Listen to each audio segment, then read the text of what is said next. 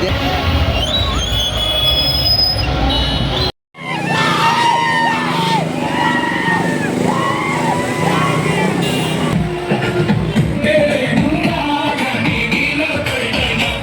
बिहारी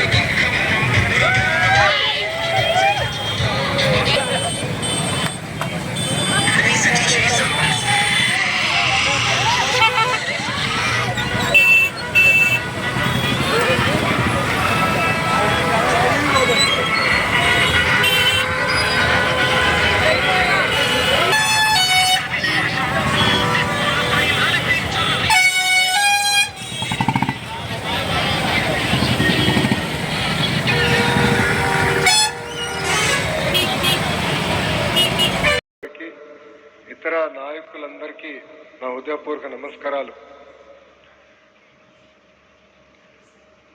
ఒక మాటలో చెప్పాలంటే ఈరోజు వాజ్పేయి గారి శత జయంతి సందర్భంగా ఆ వేడుకల్లోనే పాల్గొంటాం కాదు, ఆయన విగ్రహాన్ని ఆవిష్కరిస్తాం నేను నా అదృష్టంగా భావిస్తున్నాను.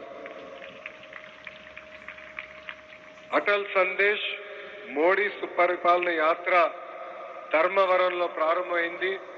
ఇప్పుడే పెద్దలు మాధవ్ గారు చెప్పినట్లు ఈ నెల 25వ తారీఖు నాడు అమరావతిలో ఆ యాత్ర పూర్తవుతుంది.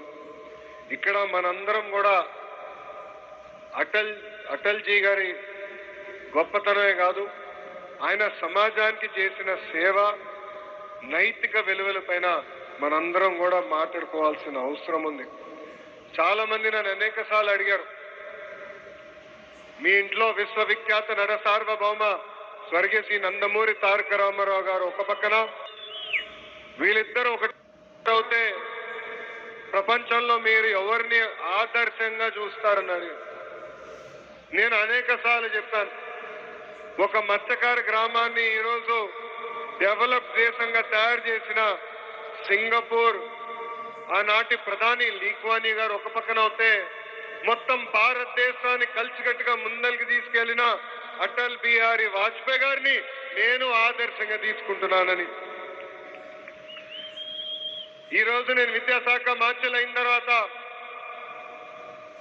సమాజంలో నైతిక విలువలు రావాలి, విద్యలో నైతిక విలువలు రావాలని నేను మాట్లాడుతున్నా. కానీ సమాజంలో నైతిక విలువలు అంటే ఏంటో చూపించిన గొప్ప వ్యక్తి అటల్ బిహారీ వాజ్పేయి గారు. అటల్జీ గారి గురించి ఎవరిని అడిగినా చాలా అద్భుతంగా మాట్లాడతారు. వాస్తవంగా చెప్పాలంటే ఆయనకి ప్రతిపక్షమే లేని వ్యక్తి అటల్ బిహారీ వాజ్పేయి గారు.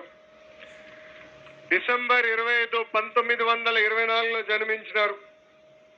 ఆయన చిన్న వయసు నుంచే ఆయన జీవితాన్ని కవిత్వానికి, దేశానికి అంకితం చేసిన వ్యక్తి. 18 సంవత్సరాల వయసులోనే క్విట్ ఇండియా మూవ్మెంట్ లో ఆయన భాగస్వామ్యం అయ్యారు. దేశం కోసం జైలుకి వెళ్ళారు. దాని తర్వాత